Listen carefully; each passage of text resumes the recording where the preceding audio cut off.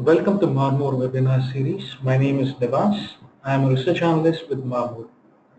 Marmor is a majority-owned subsidiary of Kuwait Financial Center Marcus. Established in 2010, Marmor has developed full-fledged research capabilities covering multiple areas such as infrastructure research, economic research, capital market studies, policy analysis, etc. Focused on the MENA region, Marmor serves the interdisciplinary knowledge needs of its clients and stakeholders. In today's session, our team of analysts uh, will be discussing the top risks that could affect the GCC in 2016. We shall elaborate on each individual risk and discuss their effect on GCC asset classes. Questions, if any, could be asked at any time during the course of the webinar, and it shall be addressed at the end of the presentation. Recording will be sent in a day or two, and the same shall be uploaded in the Marmor website and our YouTube channel.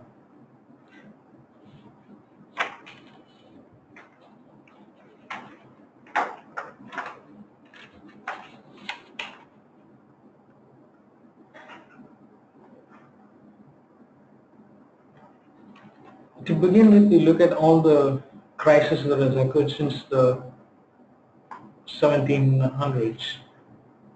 We can see that since the 1980s, the frequency of the crisis has increased, and not only that, the effect that they have has also increased in area. It is no longer localized to a particular country or a region, but it's spread the world over. In 2015, we made some predictions as to what would occur. The ones in green are the ones that we predicted correctly. The ones in red, which we did not get it right. The major thing that we got wrong would be the oil price, which we predicted would come up to $70 by 2015, but by the end of the year it was $37. Now these are the major risk headings that we will be looking at for this particular presentation. Starting with oil price. We would be discussing these questions and we will be addressing these questions, and that would be the format throughout the entire presentation. First question is, has oil price reached the bottom? Now the consensus among various analysts is that the price could dive to new lows, but the recent turnaround that oil has witnessed has led some analysts to believe that it may have rebounded, it may have hit the bottom.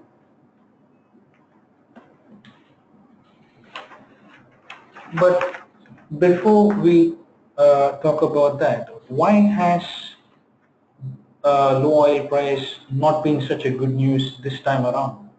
Historically, low oil prices stimulate growth. They increase oil demand, which would lead to a new equilibrium price. But that has not occurred in this particular instance. So what has been the issue? Number one, the low oil price is obviously going to be good news for the importers, but the benefits of this wealth transfer from exporters to importers has not percolated to the consumers. The second issue is the anemic growth in Europe and China, which has held the global growth hostage. And lastly and most importantly, in the previous cases, historically speaking, low oil prices have occurred during high inflationary periods. But this time around, many parts of the world are battling deflationary pressures.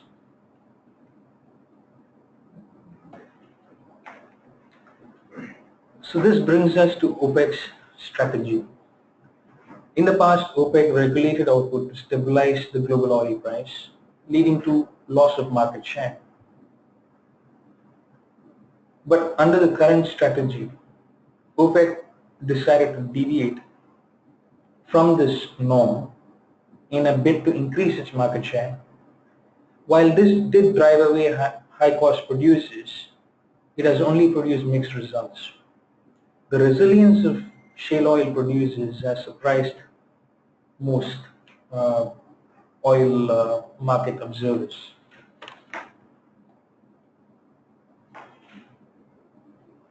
So why have the producers not stopped producing even at $30 per barrel price? Well, there are built-in delays that are in place. So the $30 oil price is not $30 oil price at that particular juncture. The second issue is the existence of debt. Obviously, the producers need to keep producing to repay the creditors. And finally, the low operational costs. Since the day-to-day operational costs are low, producers can carry on producing their uh, oil. The next issue is, will investments continue in this low oil price environment? Since the oil fall, companies have announced deferral of 46 oil and gas projects that amounts to around $200 billion in capital spending.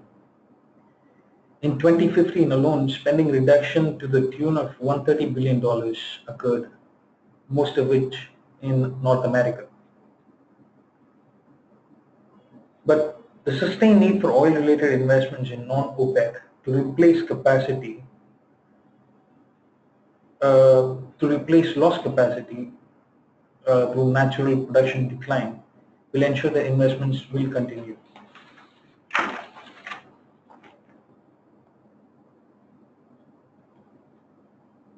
And even for OPEC, the maintenance and replacement of installed refining capacity over the period 2015 to 2040 will require investments to the tune of over $900 billion. And this is according to OPEC, and this is for the global figure.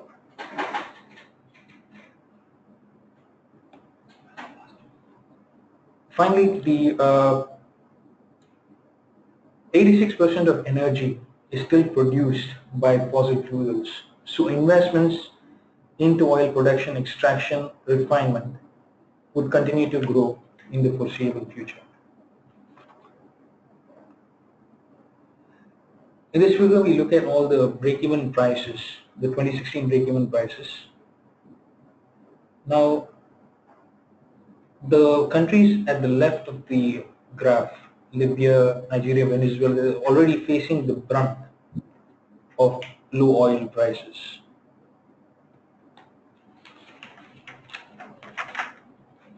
Coming to the GCC countries, most of the GCC countries are planning to issue bonds in both domestic and international markets to tide over this low oil price environment and to bridge the deficit that many of the countries have declared or will have forecasted for 2016.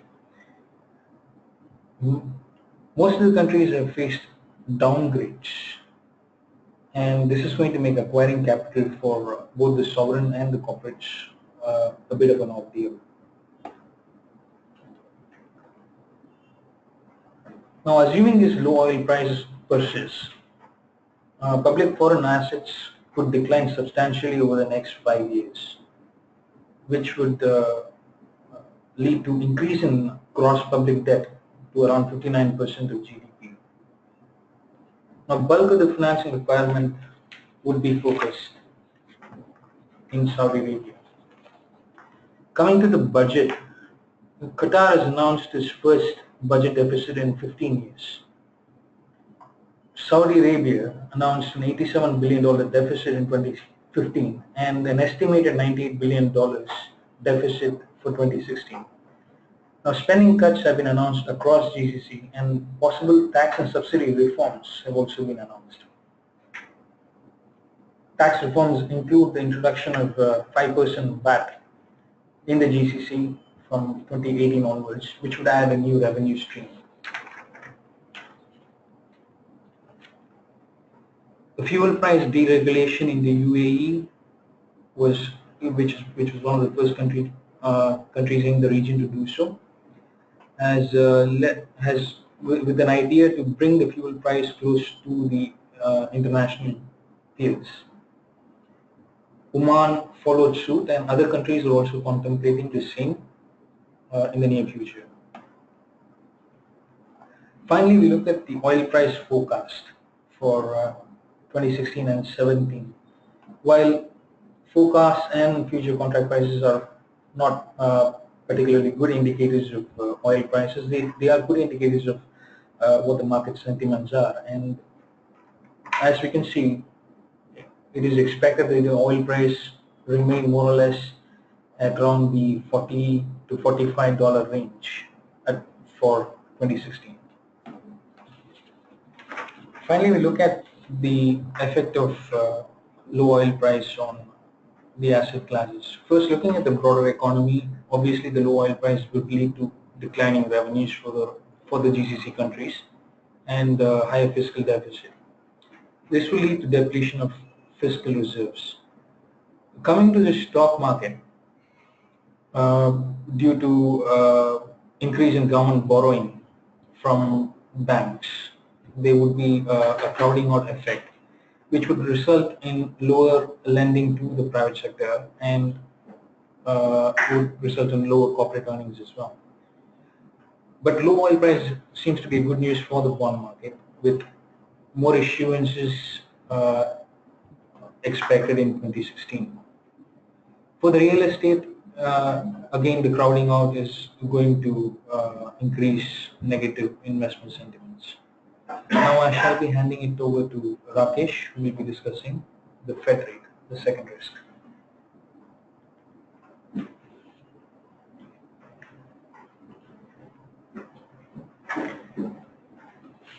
Thank you, Nivas. So I would be dealing with the federal funds rate, and we'd try to answer these following 4 questions.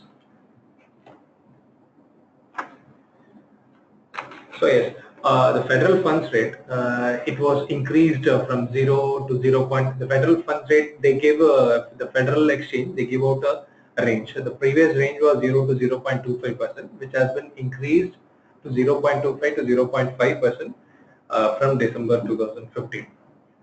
So what happened was, during the financial crisis, most of the central banks, the European Central Bank, as well as the Federal Reserve, and other banks around the world, they had a coordinated plan to reduce the interest rates, which happened during mid 2009. While the reduction in interest rates were synchronized, the growth rate, the resultant growth rates, it was not so. As a result of which, we see there is a divergence of policies. The interest rate that is charged by US has turned positive, while it is still negative in Japan and the Eurozone. This is mainly because of the intensity of the recovery that has happened. While US markets has been performing relatively well, while Japan, UK, and Eurozone have had mixed results in the following years, in the previous years. So what happened is this has resulted in the central banks of the region adopting various policies that suits their needs and the region's needs. While the US has gone ahead with the reduction in interest rates, others have been hesitant to do so. In fact, Eurozone has continued to expand its quantitative easing. It started a huge bond buying scheme last year, which it's expected to continue in 2016 as well.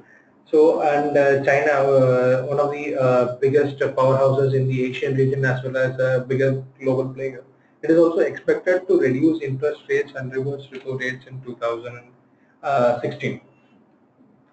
So while we expect the Fed to increase the interest rates, it's expected to be a more like a calculated measure, mainly because of the oil slump and slow global growth.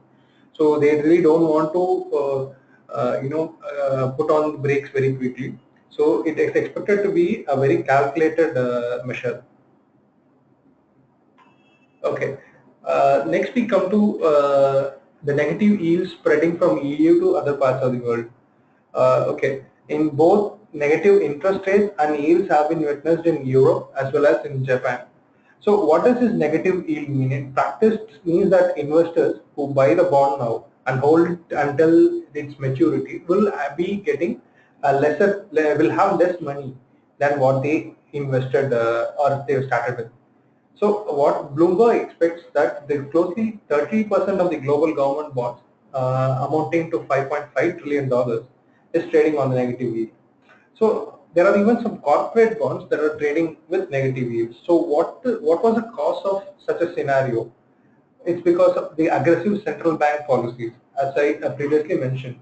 The European Central Bank started off a huge, massive bond buying program last year, and falling inflation. So these are the two major factors that has resulted in negative bond yields in these countries. So what happens is, so yields and bond prices have an inverse relationship. So when the yields come down, the bond prices they go up. So that's how it works.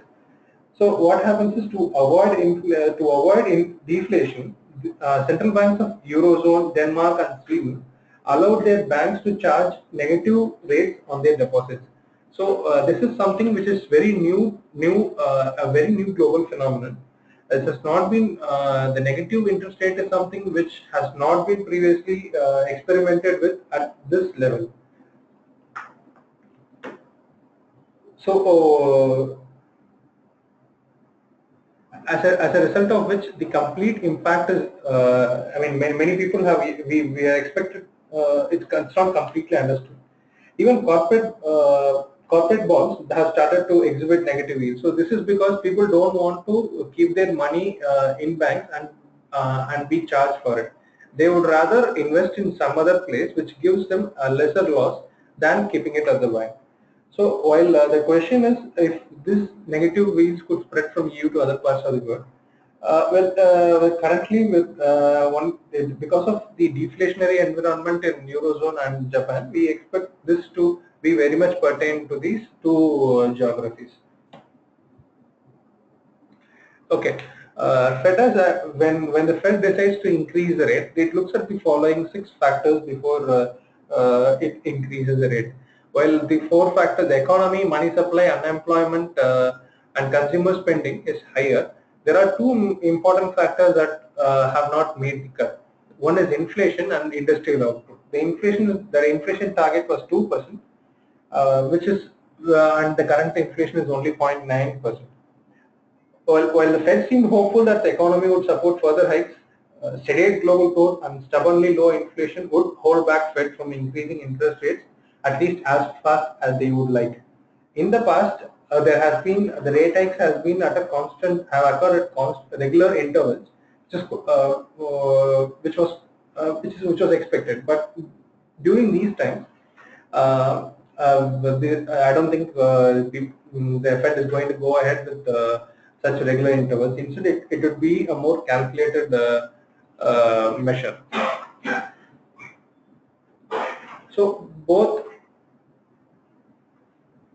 okay, what happened previously in Eurozone was both ECB and the Central Bank of Sweden, they pulled back their interest rates in 2007 after they felt that the increasing interest rates were putting brakes on their economies, growth rates in their economies. So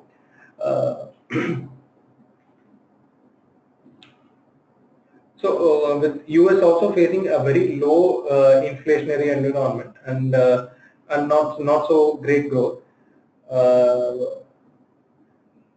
and there is also this election that is looming in the US market. So as a result of which, there could be a muddling up of policies, which would kind of I mean, we wouldn't be surprised if US tries to reverse its stance in case the economy goes downhill from here onwards. Okay. Most of the GCC countries, they take cues from the Fed to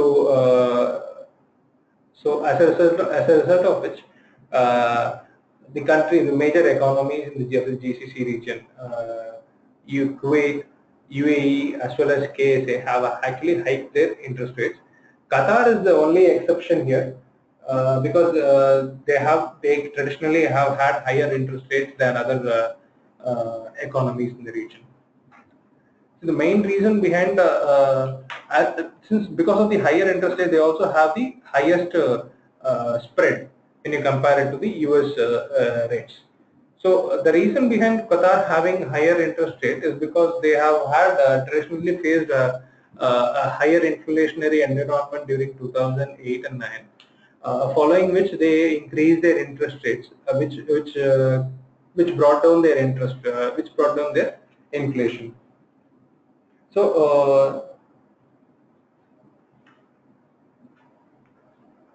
in case of Oman and Saudi, their currencies are facing pressures due to this higher interest.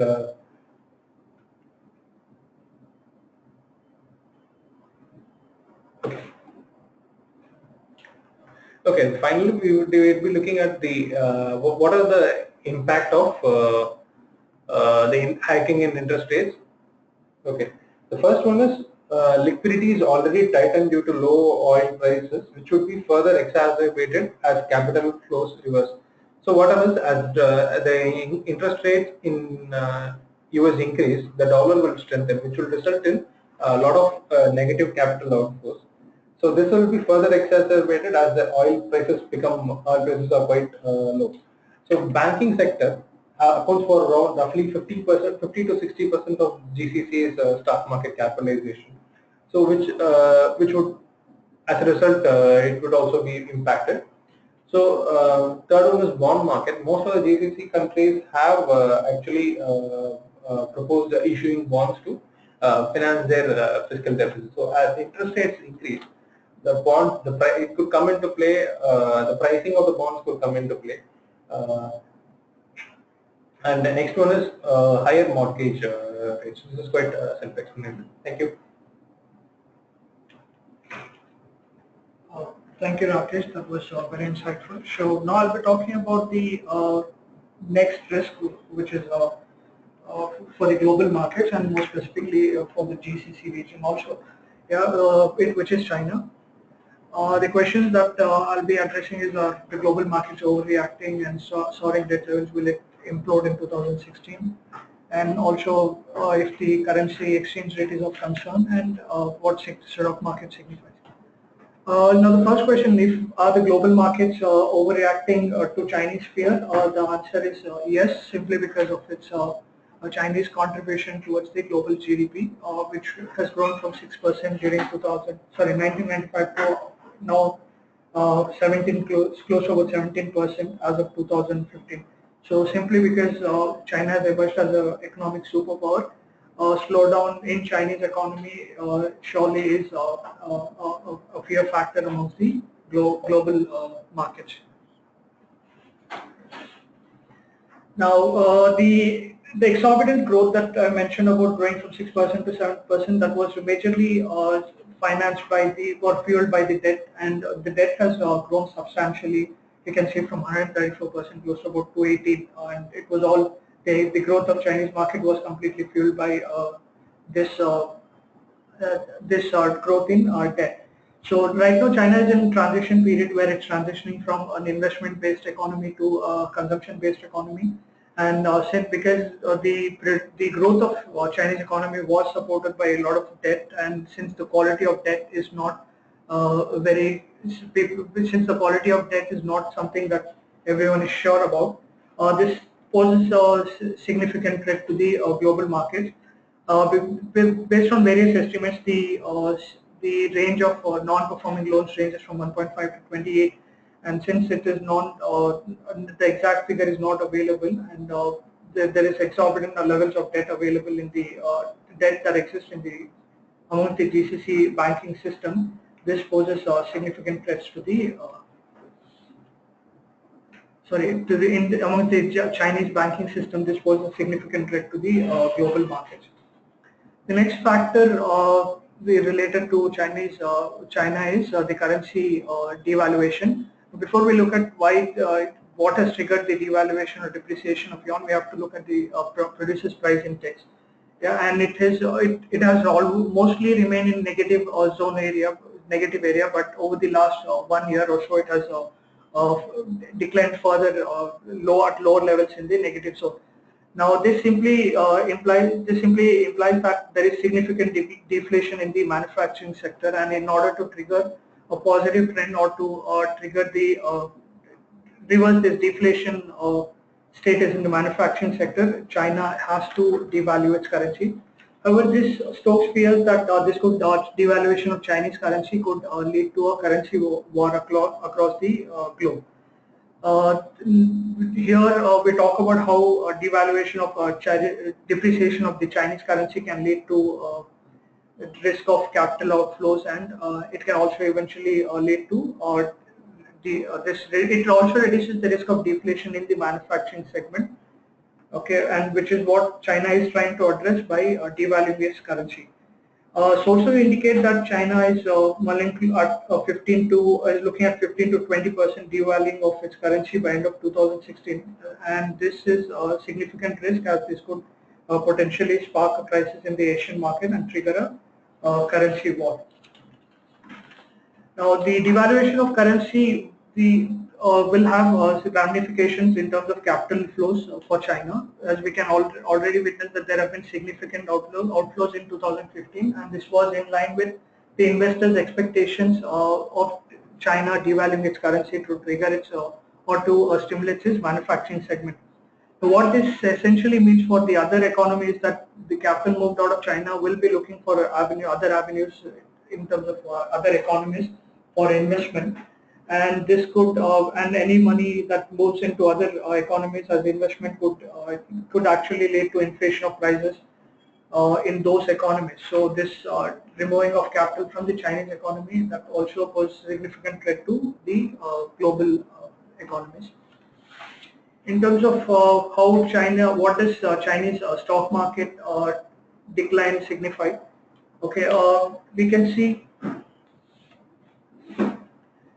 Yeah, we can see that the Chinese market, two instances where Chinese market decline had the global markets and commodities followed the similar trend. But one reason that has to be taken into consideration is that the fluctuation in Chinese market simply does not signify the slowdown or the impact of slowdown in Chinese economy, and the volatility in the Chinese market is due to large presence of retail investors in the participating in the stock market. So though there is strong the global markets and commodities respond very strongly to the Chinese equity market, this slowdown or a decline in Chinese equities market does not necessarily imply that the entire economy is slowing down. This slide further substantiates the point, because only 12% of the GDP of Chinese household is in the form of financial assets. So the equities is still the financial assets are still a smaller portion of China in terms of Chinese household assets. Now here we talk about the trade, the link between GCC economies and China. As we can see that GCC export ties to China or exports to China have almost doubled over a period of time, and any slowdown in China is likely to impact the value of goods that are exported to China, and so this any slowdown in China poses a significant threat. In terms of how it is going to impact the different aspects of economy, the broader economy will be impacted simply because of the trade ties, and any slowdown in manufacturing is likely to have a negative impact in terms of exports from GCC markets. So that poses a significant high risk. In terms of stock market, because GCC stock market are driven, or for that matter, all the stock markets are driven to large extent by sentiments. Any collapse in the Chinese market are expected to have repercussions on the GCC markets, again driven by incidents, but that poses a medium risk to the GCC markets. In terms of bond market, it is surely going to have a negative impact, as the spreads are expected to increase because of factoring the risk of China slowing down into the bond pricing. And the fourth one is real estate. Impact on real estate GCC is we expect that to be medium, simply because most of the GCC markets are not open to foreign real investment in the real estate sector. So though performance of broader economy can have impact on real estate, but China slowing down asset directly impacting real estate economy is very few. Now I'll be handing over to Mr. Shankar, who will be discussing the next risk. Thank you. Thanks, Irfan, for providing us insights on the Chinese risks. Next, we move on to the risk posed from the slowdown in the emerging markets. It's not only China, but most of these emerging markets are facing a threat of slowdown due to major factors like the Fed hike, which is already discussed, and a strengthening USD that has been happening in the past, which poses threat for the emerging markets to become more vulnerable to a crisis. This is described as a third wave of debt crisis or the shifting balance of the risk by many economists and analysts. So we do focus on this crisis and study its impact on the GCC nations. So when we see the effect of Fed hike on the capital flows, we can see that from 2015, IF predicts the capital inflows to the emerging markets to reverse its direction and be negative in 2015, and it is forecasted as the same for 2016 as well. The main reason for this is expected to be the rate hike by the Fed, which is also expected to continue in 2016 as well as in 17. Moving on to the next major risk for the emerging markets is a strengthening US dollar across major currencies among these markets. Strengthening dollar would pose a threat to the trade balances of these countries, especially for countries like China and India, which depend more on their export income. It would pose a greater threat. We can see that the strengthening dollar has also raised the risk of the defaults because it affects their trade balance and there also impacts on their fiscal deficits. We can see the credit default swaps spreads has increased for many of the economies like Russia, South Africa, Brazil, and Argentina. Most of the currencies have lost their value in the past, especially the Argentinian peso, the Turkish lira, the Indonesian rupiah are some of them. What does is the major impact of the capital inflow reversal as well as the appreciation of USD? Most of these emerging markets are characterized by higher levels of debt, both of the government, the household, and as well as the corporate debts. And in many economies like Turkey and Mexico, Indonesia, the level of external debts seems to be very high. However, China and India have managed to retain their external debt at a nominal rate compared to the domestic debt. The external debt poses a major threat to these economies as they may not be able to repay it with appreciating dollar and may also lead to a version of default. Not all economies from the emerging markets are affected by these factors on an equal basis. So at Marmot, we have created a model based on the 5 factors: the debt, the current account balance, the import coverage ratio, the strength of the currency, and the credit rating, and have classified the economies into 3 major buckets. The most vulnerable economies like Brazil, South Africa, and Egypt have fared poorly in most of these factors. Qatar, one of the GCC economies, is in the vulnerable classification because of its higher level of external debt, though other factors have helped Qatar to manage its position. UAE and Taiwan are the least vulnerable economies. UAE, with most of the favorable factors like lower debt, strong credit rating, and pegged currency, and good import coverage ratio, has managed to remain in the least vulnerable bucket. The most vulnerable economies could face a recession or recession-like scenario in the coming years. The vulnerable economies would not have a recession in the coming years, though they may face a slowdown. However, for UAE and Taiwan, we do not expect much of an impact from these factors. What is the effect of the emerging market slowdown on GCC? The GCC's trade balance has shifted from US and European Union to these emerging markets in the recent years. So this could impact the trade balance for GCC, especially for the commodity markets, the oils. And also poor growth in China, as discussed by Irfan, would add to the downside pressure in oil prices. Moving to the effect on stock markets, we can see that the S&P GCC as well as the MSCI emerging markets index are very low correlated in positive correlation. So the effect of the MSCI emerging markets crash or Chinese crash on the GCC markets will be less. The effect on sovereign wealth funds. Sovereign wealth funds have slowly reduced their allocation to the GCC markets, both on the commodities as well as the non-commodities side. With commodity having exposure of around 15% and the non-commodity having exposure of around 25%. So the impact of slowdown in emerging markets on the sovereign wealth funds will also be minimal.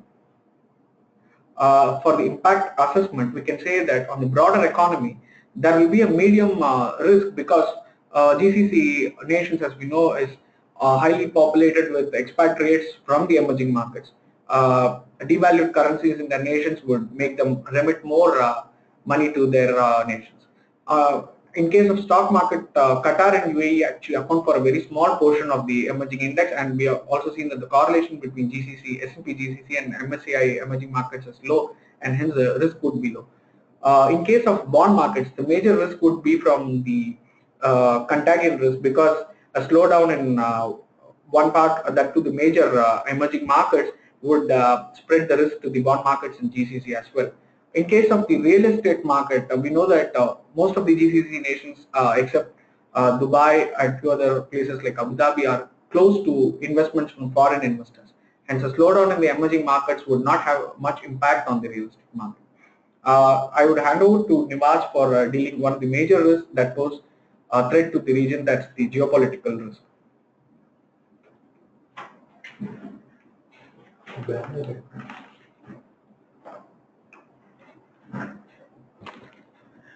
We'll be looking at the impact of geopolitics on regional economy. We'll speed up the presentation because we've already taken a lot of time. These are the major geopolitical issues that we are seeing currently. Now, weapons imports to Saudi Arabia has skyrocketed by 275% in the last 5 years. And as can be seen, it's occupying over more than a quarter. The military expenditure is more than a quarter of the total expenditure.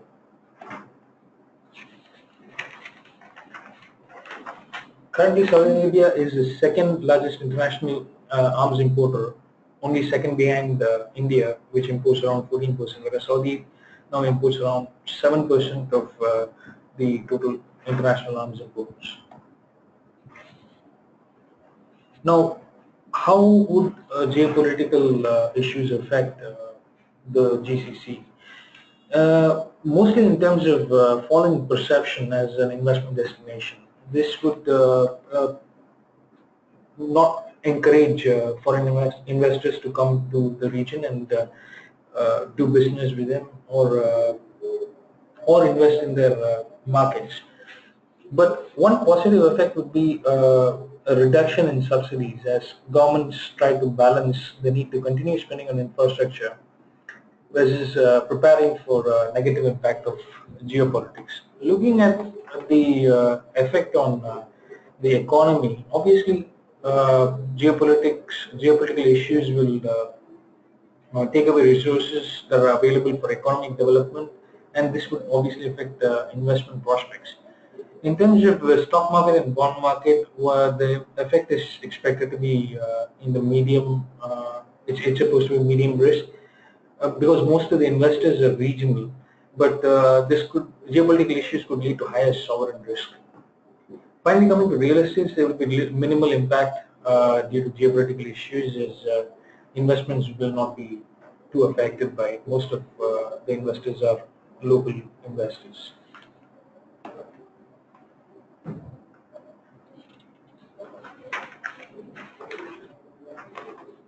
So these are the various risks which we expect GCC to be affected in 2016, and these are the effect on the broader economies and the asset classes in the major asset classes in the GCC.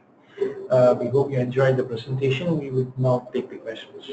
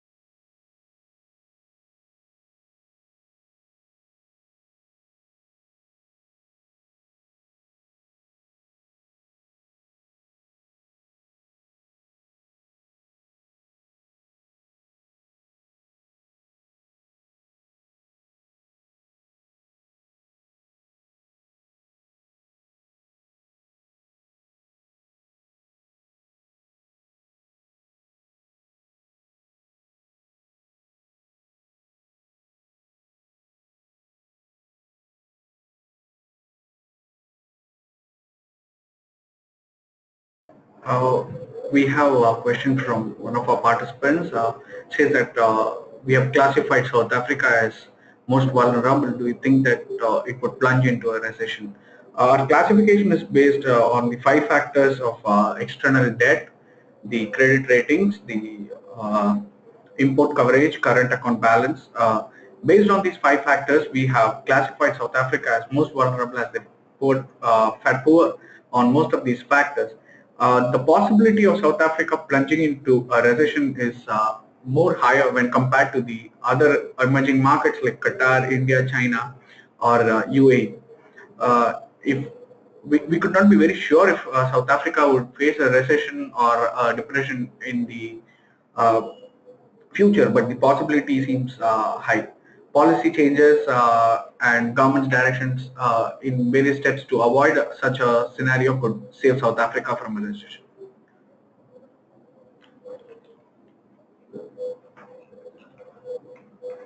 The next question is, what do you make of the recent oil price rebound? Has the risks receded? Well, the recent oil price rebound has occurred on the premise that there would be global agreement on production ceilings, and the markets have reacted to that possibility. But until this point, there has not been anything concrete. But it does seem like the indications are good. Whether this would lead to a proper rebound, and whether this would continue to increase the oil price, only time can tell. And we have the other question, which is a similar question. Uh, I think we're done with the question sessions. If there are any further questions, you can send us an email, and we will get back to you. Thank you very much. Thank you for your attendance.